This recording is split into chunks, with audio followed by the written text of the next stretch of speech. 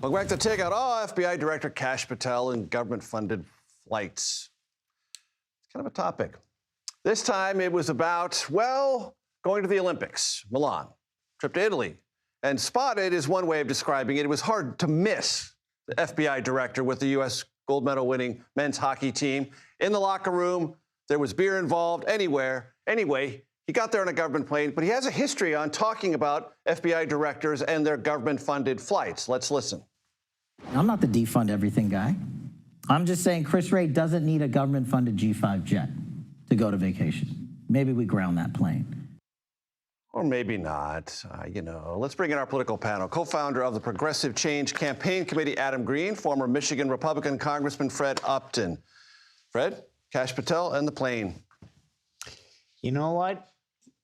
As they say, you tell the truth the first time, and you don't have to worry about it the second. And this is not the first instance where the FBI director has been on the plane going to things that are not related at all to his government job or very tangentially related to his government job. As he said, somewhere on today's news, well, this was set up months ago. Well, before we went on, we talked about the Winter Olympics. We know when the Olympics are. It's coming in 8 years. Yeah, we know when the Olympics are. Utah, so we know we can schedule meetings with Italian law enforcement officials around the Olympics. Yeah. Adam?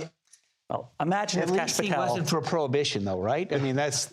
Right. He took no pledge during his confirmation. Imagine if Kash Patel was a serious person and had gravitas and was known for doing his job, protecting the American people, releasing the Epstein files and being diligent about that, taking on billionaire oligarchs who are funding Trump right now. And he said, I was there for business. We might believe him.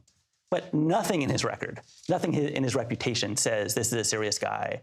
Everything is about self-serving, being performative. So it's so likely that he was out there, just for his own fun. But really, this is a continuation of what people see from this Trump presidency, which is using the government for self-enrichment, not actually going to bat for the American people. So those in our audience might remember John Barron. Not the person John Barron. You've never met John Barron, but it was a name that Trump used in his 1980s and 1990s sort of days of talking to the New York tabloids to hide his identity and place things in the tabloids about Donald Trump. So why do I bring up John Barron? Well, this happened on C-SPAN Friday. Well, this is John Barron, and this is the worst decision you ever have in your life, practically. Jack's going to agree with me, right? But this is a terrible decision. And you have Hakeem Jeffries, he's a dope, and you have Chuck Schumer, who can't cook a cheeseburger. Of course these people are happy.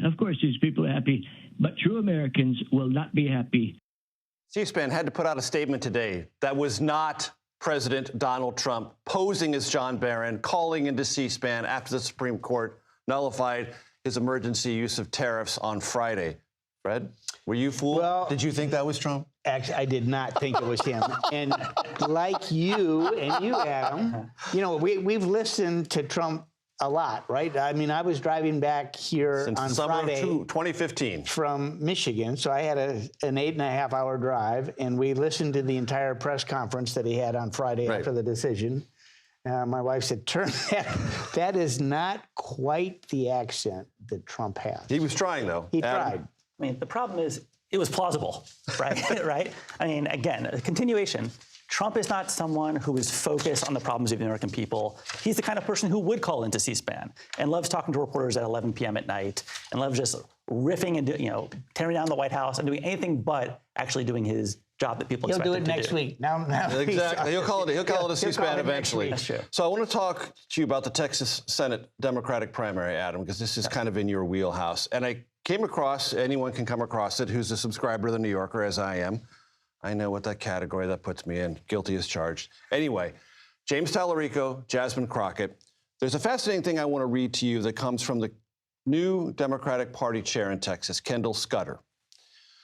Quote, more than 60% of our 9,000 precincts don't have a Democratic precinct chair.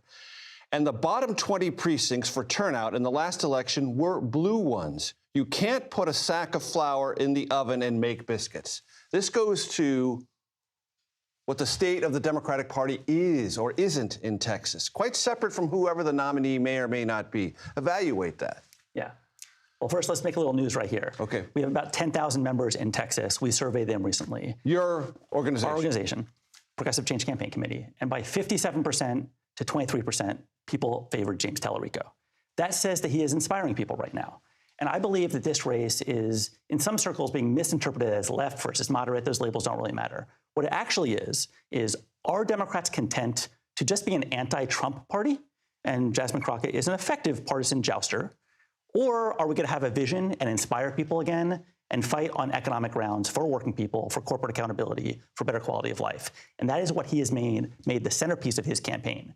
So to that state party chairperson, you know, the enthusiasm for someone like Tallarico is what it will take to get people to raise their hand again and say, sign me up. I'm willing to lead locally because we actually have leadership in Washington and in Texas. Is that suggestive of something you're going to be announcing in the not-too-distant future? Tomorrow we will be making a major announcement in this race. You could probably tell where we're going with that. But again, we believe this is about more than just Texas. It's about the future of the Democratic Party. Fred, I'm not going to ask you about Tallarico or Jasmine Crockett. I'm going to ask you about a Republican in the Texas delegation, Tony Gonzalez.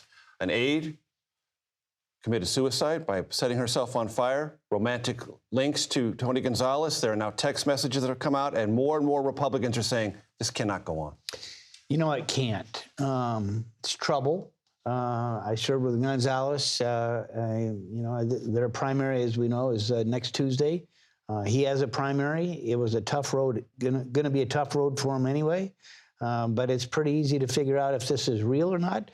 And the ethics rules are pretty clear in the House. Tell my audience what they are. If you have a relationship, sexual relationship with a staff member, you're out. You're out. That's what the rules are. That's in the rule. Okay. Fred Upton, you get the last word. Adam Green, I appreciate that news because it was news and I heard every single word of it. Okay. So to my audience, I appreciate it very much.